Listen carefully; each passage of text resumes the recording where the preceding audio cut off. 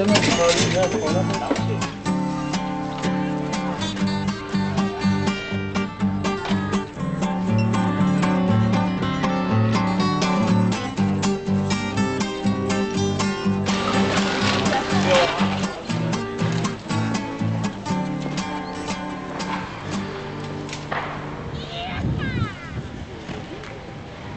jeg hedder Bo. Den video, vi skal se nu, den handler om skuret, som har eksisteret 10 år. Hvorfor vi fik skuret og sådan noget, det var ikke på grund af, at det er varmt vejr, som det er i dag, men på grund af, at der var vinter og kulde og sne og slud, og vi ikke havde noget sted at være. Der var hverken medborgerhus eller nogle af de andre institutioner herinde ville have, så vi havde ikke råd til at gå på værtshus. Vi drikker 5 kroner sølv. Men det tog lidt tid, før folk de forstod det, så så det er pisse svært det her, som man, fordi jeg ikke kan huske det hele, og jeg har kun drukket lidt øl, men i hvert fald vi har fået vores skur, og vi er glade for det, og alle er velkommen. Det er fyldt både med araber og næger og danskere og svensker og finner og bumser og lommetyve, og jeg skal komme efter dig. Men det fungerer i hvert fald.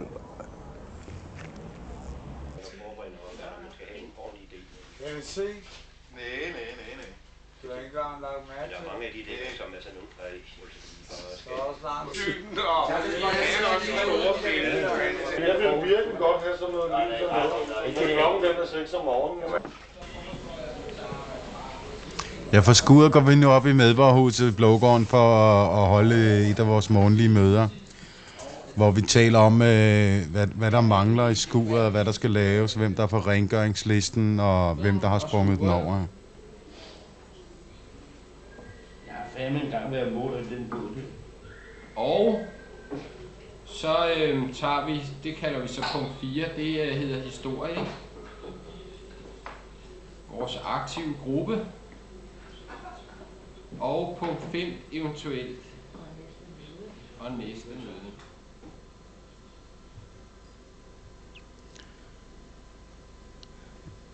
Ja, som man kan se, så er det jo åbne møder, vi holder. Folk de dumper ind, og folk de går og sådan noget. Som regel så holder vi ud og hører på de fleste. Men når de er blevet så fulde, at vi ikke kan forstå, hvad de siger, eller næserne er for langt fremme, så er det slut. Velkommen tilbage til livet i Blågårdsgade. Nu vil vi prøve at gå ud og spørge nogle af de lokale beboere om, hvad de synes om skuret. Jeg synes, det er en fin idé, det er. Og det har også været her i mange år efterhånden jo, skuret. Fordi så har folk et sted at sidde, når det er koldt og blæser og sådan noget. Du er ikke bange for, at det tiltrækker junkier og... Nej, jeg synes, det har haft en pæn, hvad skal vi sige, selvjustits derovre. Det er rare mennesker, og det synes jeg. Der er ikke generet nogen. Jeg synes stadigvæk, at det med at stille skur op, hvor man kan sætte sig ind og få varme, det er måske en meget god idé på nogle planer, men jeg kunne godt tænke mig, at man fra øvrighedens side havde besluttet sig at gøre noget ved problemet, i stedet for bare at gemme dem væk. For det er jo realiteten, det der er sket med det skur.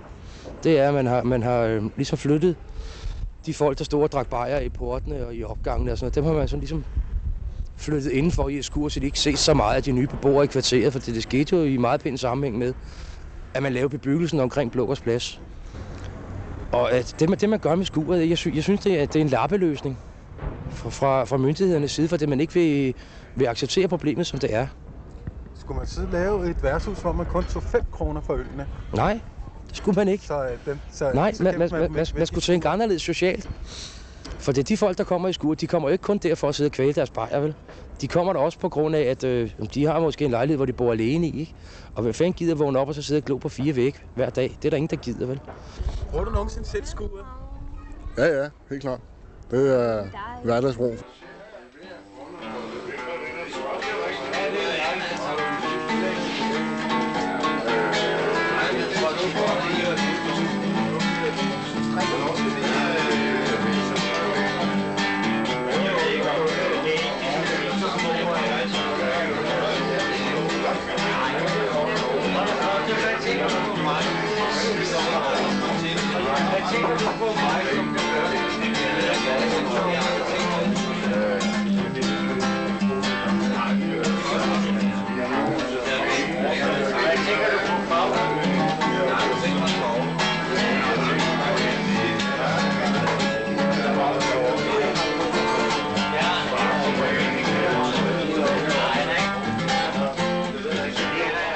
Ja, Birgit, vi har haft mange institutioner med i vores projekt i snart gennem 10 år og sådan noget. Du er en af de få, der har holdt ved. Hvordan kan det være? Det er, fordi jeg er jo en stedig person, ikke? Og så synes jeg, det vil være et godt projekt. Og når vi har været med for Kriminalforsorgen, så er det jo også fordi, at der har været lidt kriminalitetsforebyggende i det. Og så skal vi jo så også være med i det tværfaglige. Hvorfor har Medborgerhuset været med så længe? Jamen altså, det synes jeg er meget naturligt, når vi ligger på Blågårds Plads. Og vi har altid haft en interesse for, hvad der skete på Blågårds Plads, og vil godt være med i de ting, der foregik. Vi laver også arrangementer på Blågårds Plads, og så skulle vi jo helst have et ordentligt forhold til dem, der er der i dagligdagen. Så det var altså også et spørgsmål om at få en fornuftig drift af Medborgerhuset, at vi gik ind i det. Men altså, sidenhen, så har det jo været egentlig en interesse for at få kvarteret til at fungere godt, der har gjort, at vi sidder der på 10 år. Nu i alle de der sådan 10 år har så rødderne ned for skud. Har de så bare siddet og drukket bajer, eller? Nej, I startede jo med at sætte skuret i stand. Først fik vi nogle penge fra forskellige institutioner og private handlende. Det var I selv med til at skaffe. Senere ville I lave en legeplads til ungerne på pladsen. Det blev en skateboardbane, og I satte den gamle legeplads i stand. I har jo også repareret skuret flere gange. I har jo selv slidt godt på det. Senere så vil I gerne lave blomsterkasser for de handlende i Blågårdsgade, og der blev malet reklameskilte på bestilling. Senere vil I lave legeplads til børnene igen, og børnene skulle selv komme med nogle ønsker. Det blev til klatterpyramider. I 1992, der ville I have en båd. Det rystede vi andre lidt på hovedet af, men vi gav os. Og så blev træbåden Jette købt. Den var dårlig af forskellige grunde, og senere havnede den på en legeplads. I fik en anden glasfiberbåd, og den har I nu. Men I har også ofte været nogle sløve bananer. Hvad for et skur? Jeg synes, som skur, det opstod for 10 år siden, fordi at de handlende i kvarteret, de var lidt sure over, at de synes, at dem, der drak, de fyldte for meget i gadebilledet. Hvis vi skal have det godt, hvorfor skal vi stå oppe i en opgang eller noget som helst andet, som jeg har prøvet før? Det er der mange af jer, der ikke har prøvet. Men jeg har sgu prøvet det. Men ved du, hvorfor ikke komme ind stille og roligt, sidde og spille kort og høre noget musik og bum, stille og roligt, drikke nogle bajer og have det hyggeligt. Men jeg kan godt lide at komme ind i skud om formiddagen. Jeg synes, der er en hyggelig sådan, når folk sidder og spiller lidt kort, og nogen sidder og reparerer deres bajer eller deres brænder fra dagen i forvejen, og nogen sidder og... Det synes jeg sgu er meget hyggeligt. Nej, det er noget med at holde søndag her. Sådan.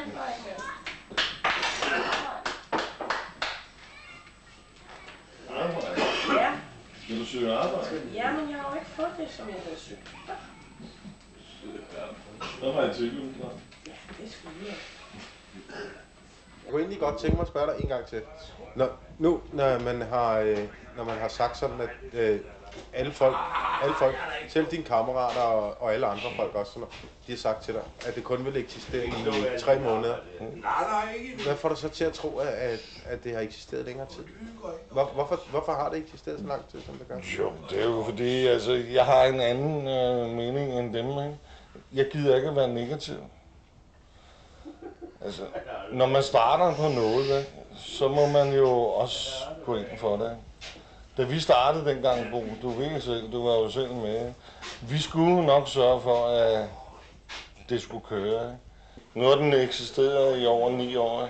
Hvad er helt af? Vi er gode. Hvad er, udover at Udover at man er god og sådan noget. Hvad er grunden så til, at det har eksisteret så lang tid, tror du ikke selv? Det er fordi, det er selvrespekt. Det er selvrespekt. Det er altså virkelig helt andet. Det er, at du kommer ind enten om morgenen eller om aftenen eller noget. Du sørger hele tiden for, at der er noget. Det er der.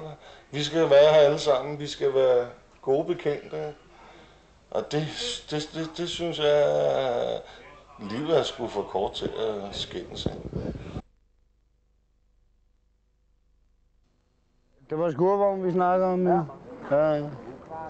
Altså skurvogn, det var den første skurvogn, der startede for 10 år siden. Og jeg lever under herinde. Her er mine kammerater. Det er dem, der passer på mig. Hvis jeg sidder her og er skidefuld, jeg kan sidde og sove, jeg kan sidde og gøre dit og dat, mand. Folk, de passer på mig. Og det har de altid gjort. Men vi drikker af helvede til. Altså, det er jo det, der sker, ikke? Vi drikker virkelig meget. Du kan bare se i dag, kasser på bordet hele tiden, ikke? Altså, det er... Så går det stærkt ned ad bakke for nogle af os. Og nogen, de siger farvel. Og så må vi sige farvel til dem, ikke?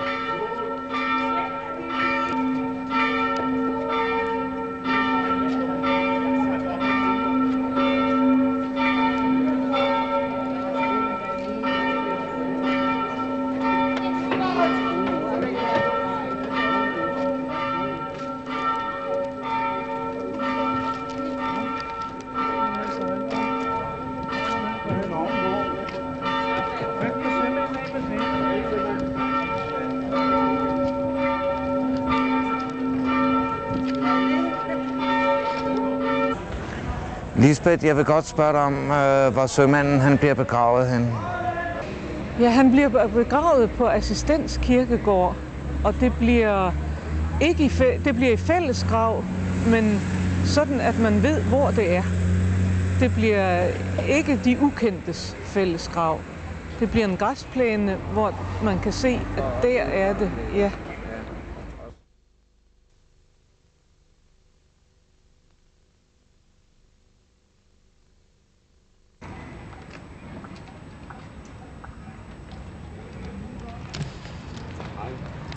Så jeg synes jo, de 10 år er gået meget hurtigt.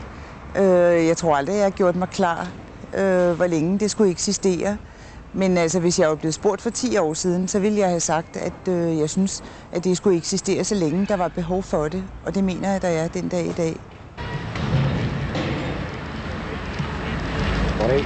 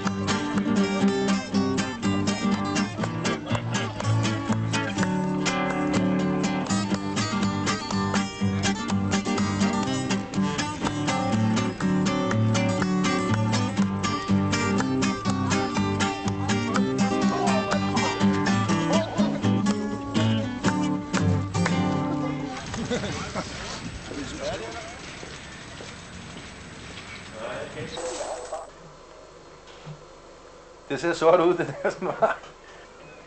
Jeg ved sgu ikke, hvad de har lavet en anden smule med mørke. De har jo åbenbart haft noget benzin, så de skulle bare have lidt lys i gadebilledet. Jeg synes, at det er lidt råt, det her. Hvor skal vi være hen til vinter?